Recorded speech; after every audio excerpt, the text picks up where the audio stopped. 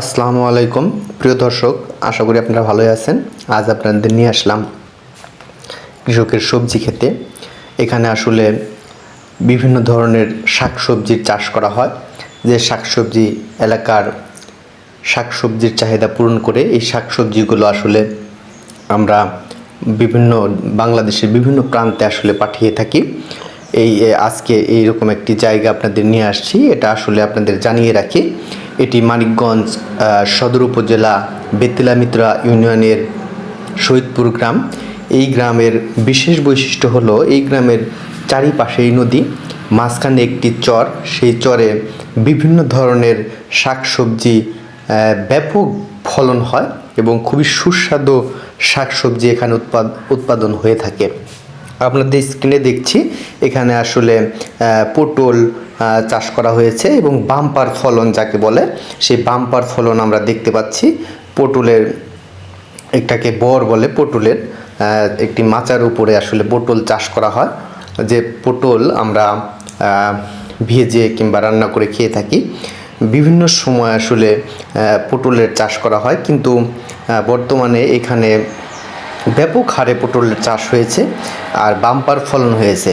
আমি কৃষকের সাথে যতটুকু কথা বলেছি, উপজেলা কৃষি কর্মকর্তা বলেছেন আমাকে, যেখানে কৃষককে খুবই পটলের বীজ খুবই স্বল্প মূল্য বিতরণ করা হয়েছে এবং কি কৃষকও এই সার কীটনাশক ব্যবহার করে পটলের বাম্পার ফলন উৎপাদন করেছে। কৃষক এই পটলের সুস্বাদু সম্পর্কে যে আমাদের তথ্য দিয়েছে, চলুন আমরা কৃষকের মুখে আসলে এই পটল চাষ এবং পটলের সুস্বাদুতার বিষয়টি আমি কৃষকের মুখ থেকে একটু শুনে আসি। সবজি ফসল পটল, তারপর হচ্ছে ঢেঁড়স কিংবা বরবটি, অসাধারণ ফলন। আর এখানে আসলে মন একেবারে ভরে যাবে। আপনারা নিজেরা দেখতে পাচ্ছেন এত সুন্দর মানে নদীর পাড়, তারপর হচ্ছে সবুজ প্রকৃতি, আর এত সুন্দর মানে এক একটা সবজি দেখলে মনে হচ্ছে মন ভরে যায়। আর রান্না করলে তো একেবারে নিজ ভেজাল প্রাকৃতিক সুস্বাদু, খেলে মানে অসাধারণ। এখন দেখতে পাচ্ছি আসলে পটলের পাশাপাশি এখানে লাউ চাষ হয়। লাউ আমরা জানি লাউয়ের চাষ আসলে মাচায় কিংবা মাটিতে হতে পারে। এটা রশি দিয়ে একটি মাচা তৈরি করা হয়েছে, এই মাচার উপরেই আসলে লাউ চাষ করা হয়। এখানে বিভিন্ন আসলে এই যে ঢেঁড়স চাষ করা হয়েছে, এখানে বটবটির চাষ করা হয়েছে, মরিচের চাষ করা হয়েছে। আসলে কৃষকের যত ফসল রয়েছে, ধান, সব কিছুর এখানে চাষ করা হয়।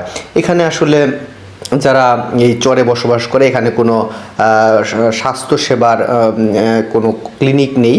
এখানে একটি প্রাইমারি স্কুল রয়েছে এবং এই চর অঞ্চলে আসলে কোনো ওষুধের কোনো ব্যবস্থা আমি দেখিনি। কিন্তু কৃষক এখানে 100% আসলে কৃষির সাথে জড়িত। তারা কৃষি পণ্য আমাদের উৎপাদন করে আমাদের খাদ্যের চাহিদা পূরণ করে।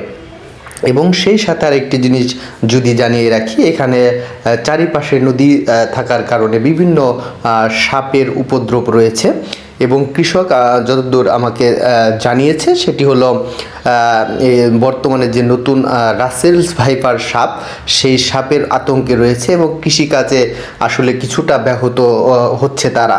কারণ চারিপাশে নদী থাকার কারণে এবং ঝোপঝাড় ও প্রচণ্ড ঝোপঝাড়, ভুট্টা ক্ষেত এবং পাট ক্ষেত থাকার কারণে কৃষক একটু শঙ্কায় রয়েছে। সেই সাথে আমরা যদি আর একটু জানিয়ে রাখি আপনাদের, সেই বিষয়টি হলো এই কৃষকেরা এই ফসল বাংলাদেশে বিভিন্ন জায়গায় পাঠিয়ে থাকে। এই সাথে আমি আমার সংবাদ শেষ করছি এবং আমার চ্যানেলটিকে সাবস্ক্রাইব করার জন্য অনুরোধ করছি। সবাইকে ধন্যবাদ। আসসালামু আলাইকুম।